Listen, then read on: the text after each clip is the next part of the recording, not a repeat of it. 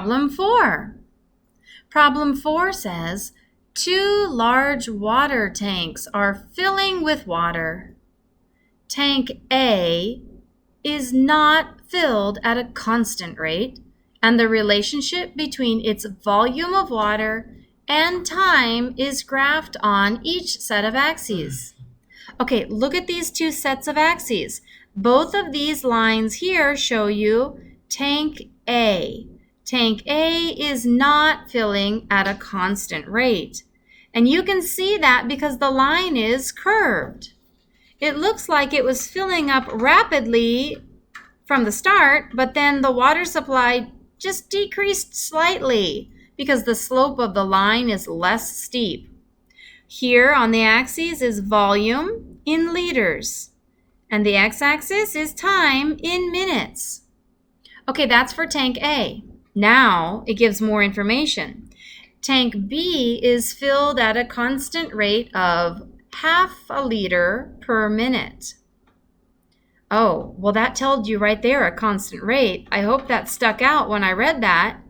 It just told you tank B is filled at a constant rate. This is a proportional relationship. The rate is 1/2 liter per minute. So K equals 1/2. It just told you that. I hope you got the information. The relationship between its volume of water and time can be described by the equation volume equals 1/2 times time. That means for every minute you get half a liter of water. For every minute, the volume increases by half a liter. I'll continue. Where V is the time in minutes and T is the total volume. Uh-oh, there's a typo here. Let me help you. Let me help myself with this. I'll fix this later. Where T is the time in minutes and V is the total volume in liters of water in the tank. Okay, so here's what we want you to do. Part 4. Sketch and label a graph of the relationship between the volume of water and time for tank B on each of these axes. These axes are the same in the picture, so they're just showing you the picture here. And then you're going to graph the proportional relationship equation for the filling of tank B. Remember, this is tank A. They already showed you tank A. And we have two different graphs. You need to notice the scaling on the graph is different for each graph. So this scaling goes from 0 to 1.8 liters and 0 to 1.8 seconds. And this scaling here goes from 0 to 50 liters and 0 to, looks like it'll be 100, not seconds, I'm sorry, minutes. Did I say seconds? I meant minutes. So the scales are changed. It's like we have zoomed in on the left side and zoomed out on the right side. Okay, come down here and let's sketch the graph for tank B. Remember, the relationship is V, the volume of the tank, equals 1/2 times the time in minutes. Let me write this again a little more carefully. Okay, how can you get started with this? Why don't you get a piece of paper and pencil ready and then make a table to put your data in? You're going to make a data table. It's going to look like this. Volume, time. Now, for every given minute of time, you can sketch the volume. Oops. Sometimes my pen works so bad. Okay. So on this graph here, we have 0.2 is our first unit there. So what is the volume for tank B when time equals 0.2 minutes? Oh, I hate this pen.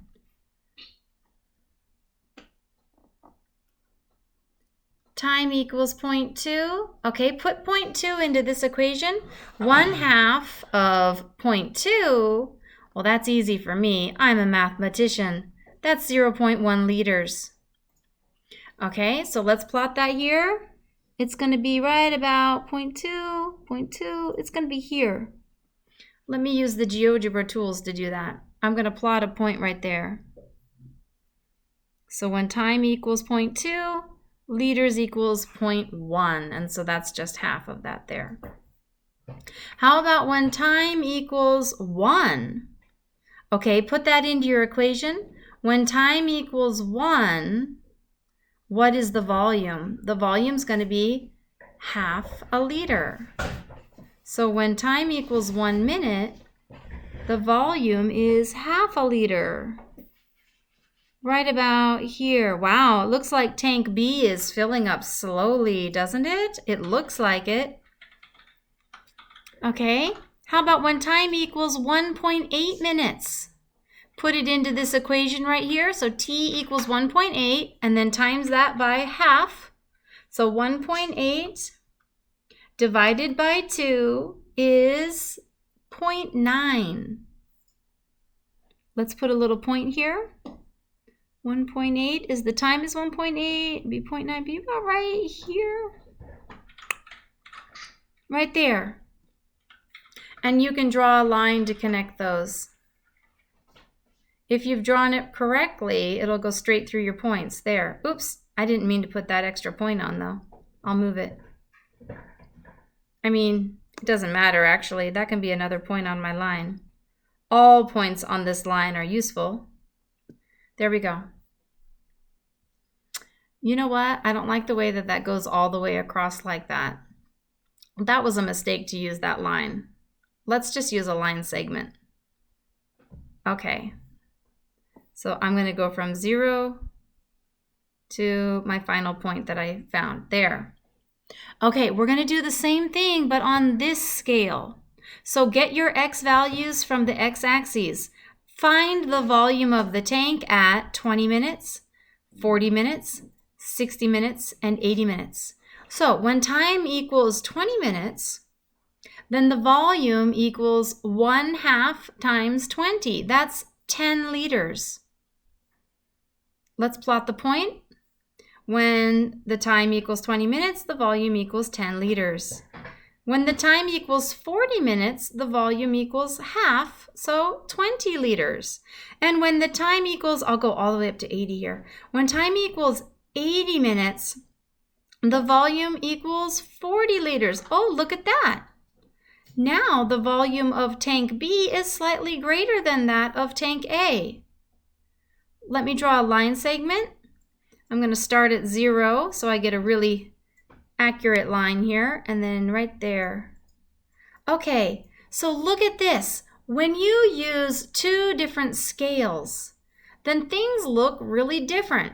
And basically what we have, the graph on the left is like a zooming in. And if you zoom out, you get the graph on the right. So when you zoom out, you can see that tank A and B are filling at about the same rate. Tank B catches up and then even has more volume finally. But when you zoom in, like if you zoom in right here, and you enlarge that, it really looks like tank B is filling slowly compared to tank A. But that's not the case when you zoom out and look at the big picture. So scaling really matters. When you zoom in, things look a lot differently than if you zoom out. That's the point of this lesson. Look at the scaling on your graph. Okay, let's answer the questions. Answer the following questions and say which graph you use to find your answer. Okay, problem 4, question 1. After 30 seconds, which tank has the most water? Okay, we want to look at 30 seconds. So here, time in 20 minutes won't help us find 30 seconds. 30 seconds is 1/2 a minute, so it's right here on this scale. Now, at time equals 1/2 a minute, you can see that tank A has 1/2 a liter right here, 0.5. I'm guessing that's about 0.5. And tank B is going to have just a little more than 0.2, maybe 0.25? I don't know. 0.25. So when we zoom in, we can see the volume at 30 seconds. Let me type in the answer. After 30 seconds, which tank has the most water? Okay. Now they said after 30 seconds, but I actually don't like the way they said that because after means any time after 30. But what they really mean is at 30 seconds. So let me help them. I do have a degree in chemical engineering, you know, so I'm pretty good at filling up tanks. Anyway, at 30 seconds, tank A has the most water.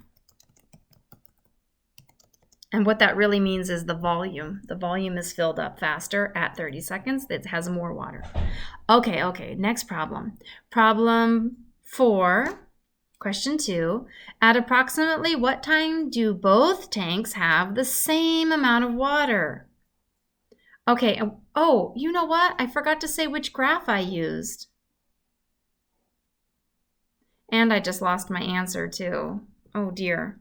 I'm going to type this one again. Wait a second. Back to question 1. I'm going to say, I looked at graph 1. Call it graph 1, and I'll know what you mean.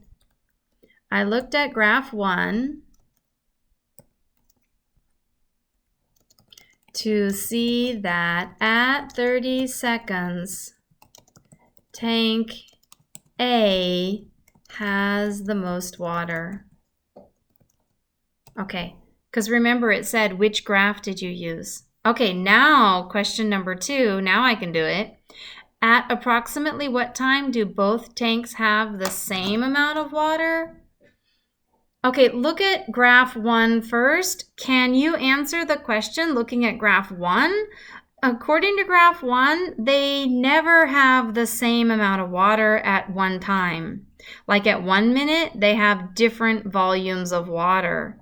And at 1.8 minutes, they have different volumes of water. If you go to graph 2, over here, where these lines cross, you can see at this moment, at 60 minutes, they both have 30 liters of water. So where these two lines touch, that is the time when they have the same amount of water. Well, there is one other time. At 0 minutes, they both have no liters of water. So there's 2 times, actually. Okay, let's answer the question.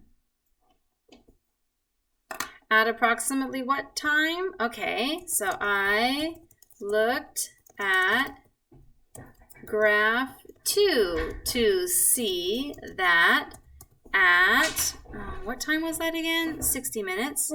To see that at 60 minutes, both tanks have about 30 liters of water. Good. Okay, next question. Question 3. At approximately what time do both tanks contain 1 liter and 20 liters? Okay, to see 1 liter volume, we need to use graph 1. But to see a volume of 20 liters, we need to use graph 2. So put that in your answer. Okay? Look at graph 1 to see the volume to see the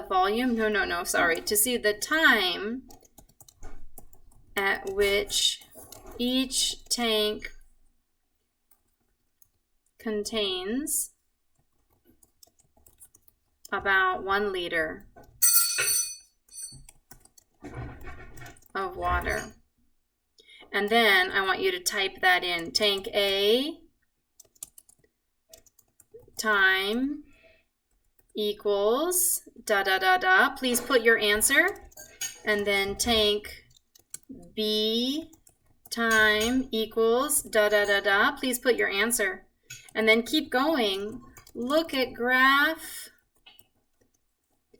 2 to see the time at which each tank contains 20 liters of water.